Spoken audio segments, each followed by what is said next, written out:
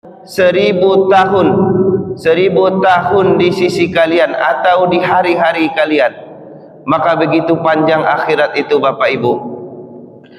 Bapak Ibu yang kami muliakan, maka kita hidup di dunia ini, kemudian Allah panggil kita, kita menemui ajal kita masing-masing. Di mana kita diantar Bapak Ibu? Yaitu ke alam kubur. Maka setiap muslim itu akan dibawa ke tempat peristirahatannya, tempat persinggahannya yang pertama, yaitu di alam kubur.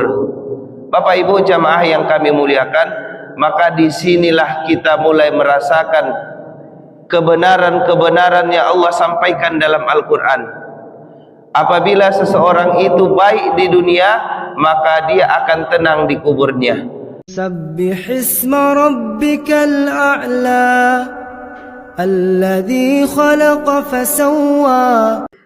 Assalamualaikum warahmatullahi wabarakatuh.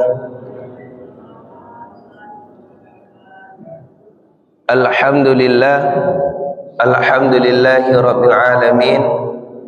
Wassalatu wassalamu ala Sayyidina Muhammadin wa man tabi'ahum bi ihsanin ila yaumiddin.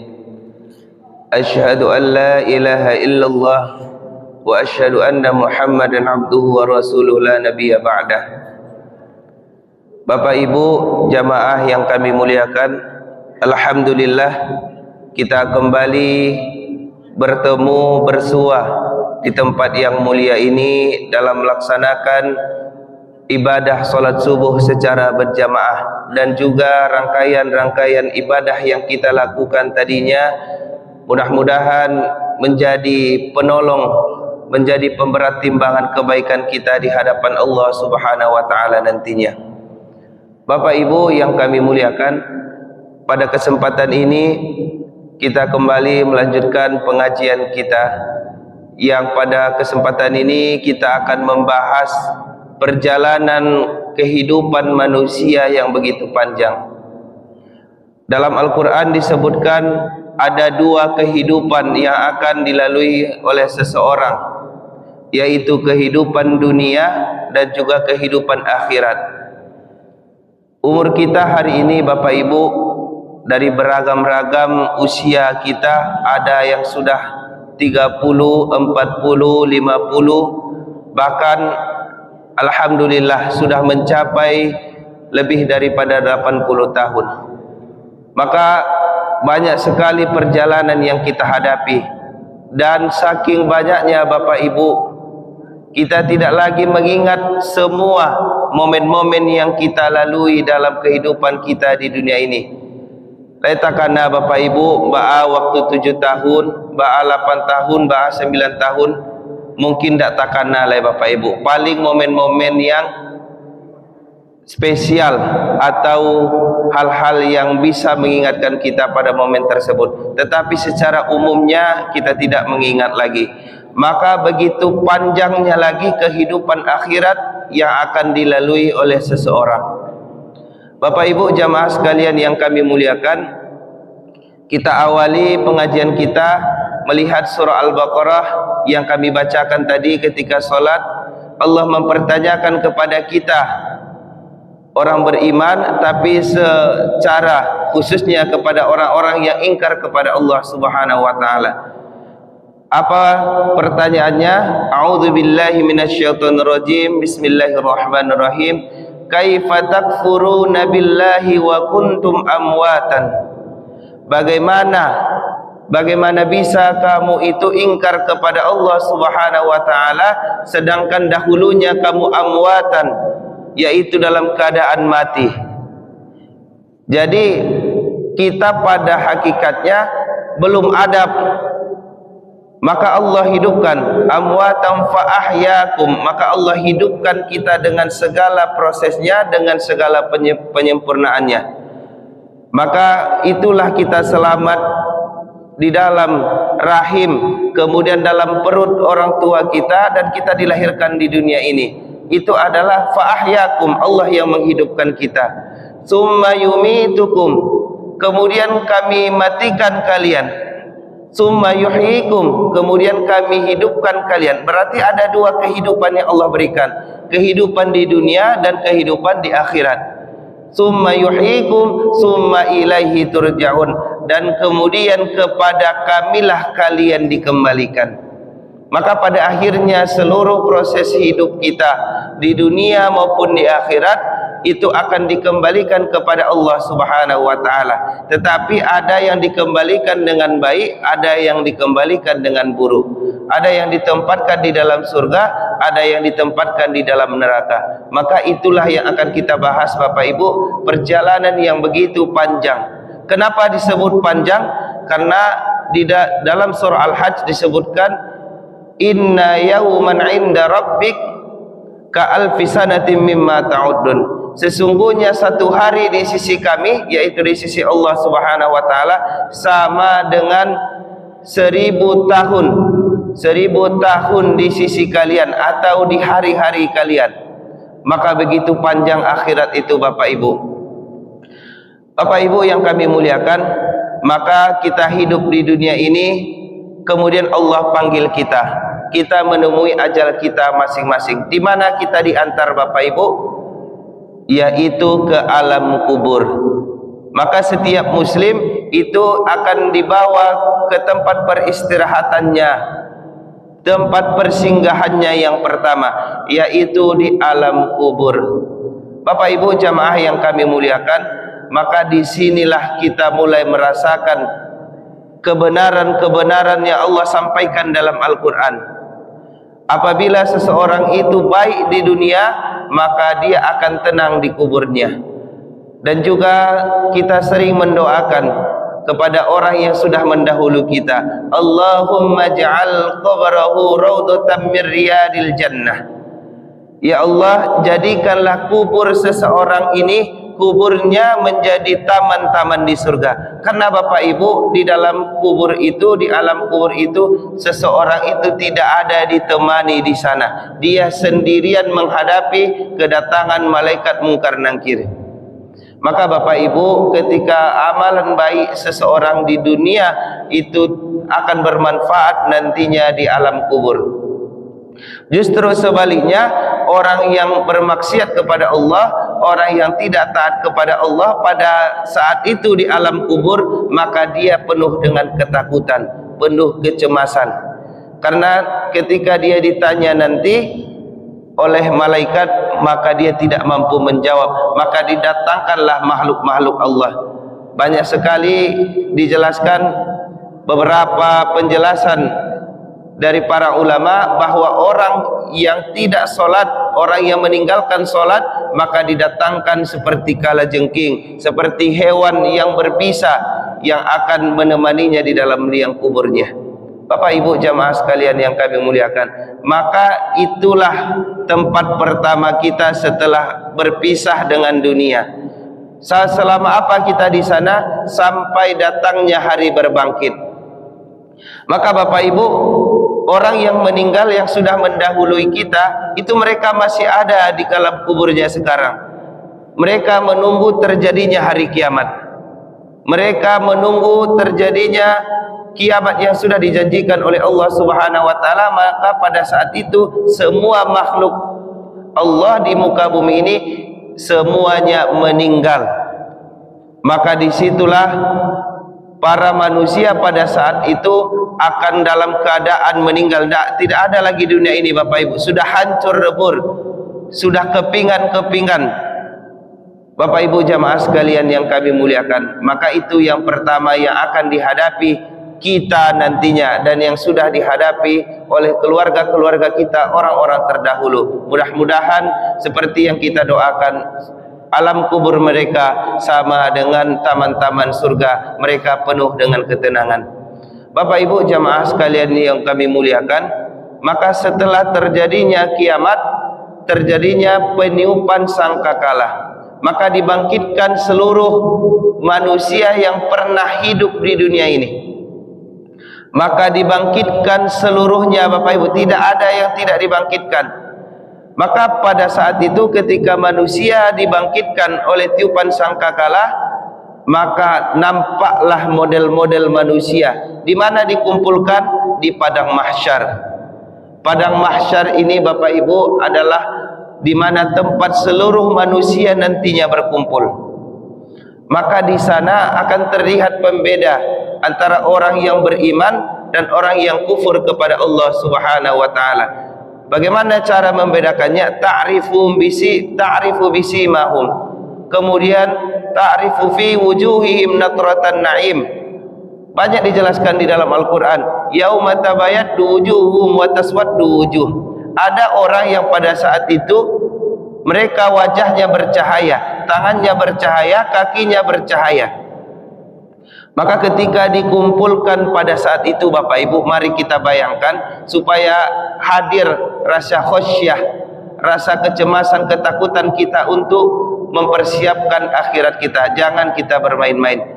Kita bayangkan dikumpulkan seluruh umat manusia yang pernah ada di dunia ini, maka di situ bermacam-macam modelnya Bapak Ibu. Tetapi ada juga yang dibangkitkan yang tidak ada kepalanya. Ada yang dibangkitkan, mohon maaf, badannya seperti badan manusia, tetapi kepalanya itu tidak berbentuk manusia, melainkan seperti kepala dari binatang. Maka tidak dikenali Bapak Ibu. Maka pada saat itu begitu malunya seseorang apabila dia dibangkitkan dalam keadaan yang tidak sempurna oleh Allah Subhanahu wa taala. Bapak Ibu jamaah sekalian yang kami muliakan, maka perjalanan itu manusia akan berjalan. Ada yang Allah dekatkan kepadanya matahari sejengkal daripada kepalanya, ada yang Allah berikan perlindungan. Allah berikan yauma yadhillu la illa yadhilluh. Pada hari itu ada naungan yang Allah berikan kepada seseorang. Ada 7 macam yang Nabi sampaikan, mungkin sudah sering kita dengar. Salah satunya adalah imam yang adil, kemudian orang yang dekat hatinya ke dalam masjid atau yang melekat hatinya di masjid. Maka Bapak Ibu, mudah-mudahan kita senantiasa ke masjid ini. Allah berikan kita pertolongan di padang mahsyar nanti. Jauhlah kita dari matahari yang Allah dekatkan pada orang-orang lain, tetapi kita dijauhkan oleh Allah Subhanahu wa taala. Bapak Ibu yang kami muliakan, kami berikan perjalanan ini secara singkat, walaupun sebenarnya begitu panjang perjalanan yang akan kita hadapi setelah kehidupan dunia ini. Maka pada saat itu manusia berjalan, maka terjadilah pengumpulan catatan-catatan amal seseorang. Kembali dikumpulkan Bapak Ibu. Ada yang catatan amalnya itu dari kanan, ada kemudian catatan amalnya dari tangan kiri. Maka beruntunglah catatan kebaikannya dari kanan, dan kemudian merugilah orang yang catatan kehidupan di dunianya itu diberikan dari sebelah kiri. Bapak Ibu, disitulah mulai dihitung, dicatat. Tidak ada yang lewat, yang luput dari perhitungan malaikat. Kiraman katibin, mereka yang mulia lagi mencatat. Maka disitulah Bapak Ibu jelas, kalau orang mencatat setiap hari kerugian ketika dia berniaga di dunia, maka jelaslah dia kerugiannya. Maka di hari itu, di hari perhitungan amal, seseorang akan melihat hasil daripada perniagaannya di dunia. Amal kebaikannya kah yang banyak, atau kemudian amal keburukannya. Setelah dikumpulkan Bapak Ibu, maka manusia akan menghadapi proses yang namanya mizan. Ada proses mizan, yaitu penimbangan Bapak Ibu. Ada penimbangan di sana. Catatan kebaikan dan catatan keburukan tadi dikumpulkan, maka terjadi mizan, yaitu penimbangan daripada amal kebaikan dan amal keburukan.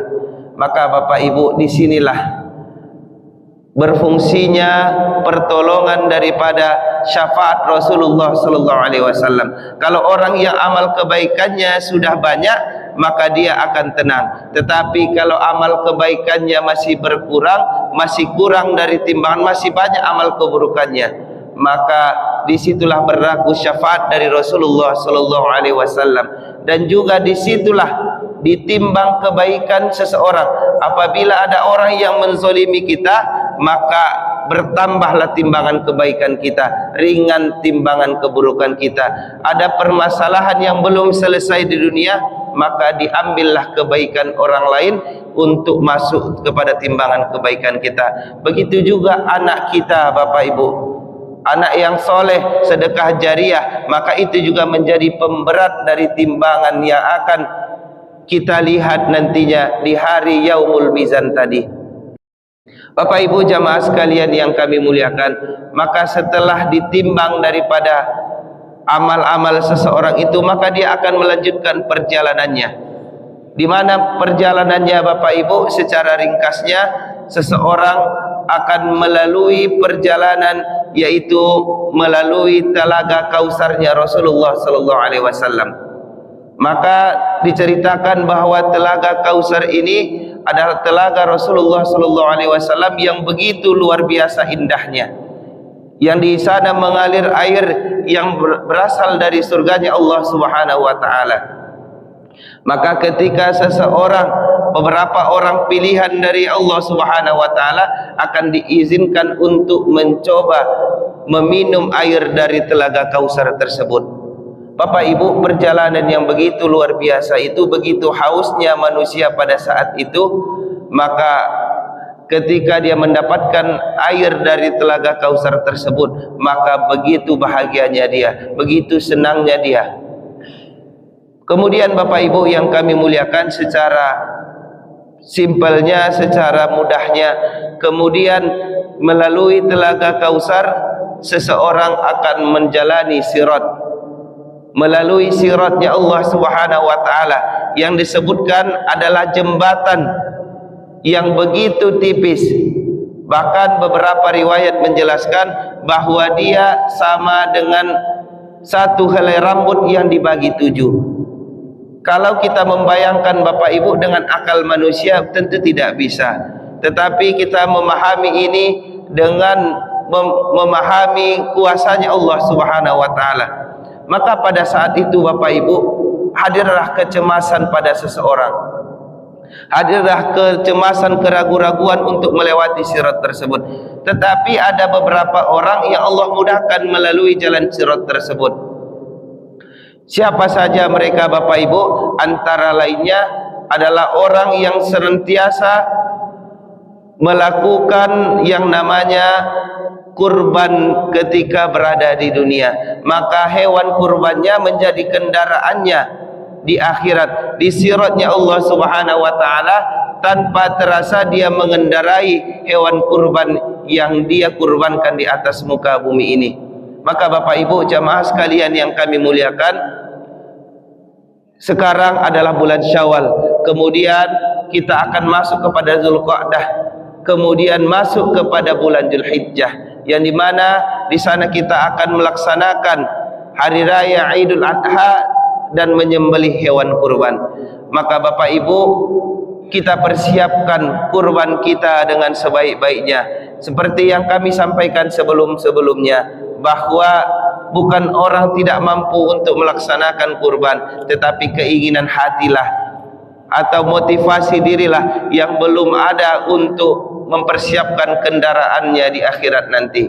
Maka Bapak Ibu yang kami muliakan, perjalanan sirat ini begitu mencemaskan, begitu meragukan seseorang, tetapi ada beberapa orang yang Allah mudahkan untuk melalui jalan sirat tersebut.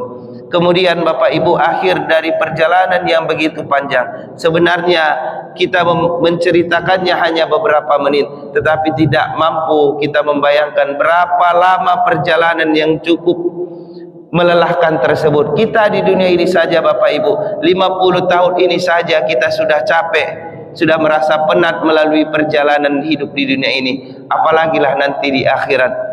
Maka Bapak Ibu, setelah melalui sirat ini, maka ditentukanlah, jelaslah perjuangan dari seorang hamba, jelaslah perjuangan dari seorang manusia, apakah dia masuk ke dalam surganya Allah atau dia masuk ke dalam nerakanya Allah Subhanahu wa taala. Maka Bapak Ibu, tentu kita ingin masuk ke dalam surganya Allah Subhanahu wa taala dan tidak menginginkan masuk ke dalam neraka Allah. Ada orang yang Allah langsung masukkan ke dalam surganya Allah Subhanahu wa taala, yaitu para anbiya, para syuhada, kemudian para orang soleh, orang yang beriman, yang benar-benar bertakwa kepada Allah Subhanahu wa taala. Ada orang yang Allah masukkan dulu ke dalam neraka untuk mensucikan dirinya, lalu kemudian masuk ke dalam surganya Allah Subhanahu wa taala. Maka ini kita tidak inginkan Bapak Ibu. 1 menit saja kita dibakar oleh api dunia, begitu pedihnya, apalagilah nantinya kita dibakar oleh api neraka yang beribu-ribu kali panasnya daripada panasnya api dunia. Kemudian Bapak Ibu, ada orang yang tidak akan dimasukkan ke dalam surga, maka dia menjadi penghuni neraka selama-lamanya. Siapa dia Bapak Ibu? Adalah iblis dan syaitan, kemudian para bala tentaranya, dan juga orang-orang kafir yang tidak mengakui keesaan Allah Subhanahu wa taala. Maka itu juga akan kekal di dalam nerakanya Allah Subhanahu wa taala.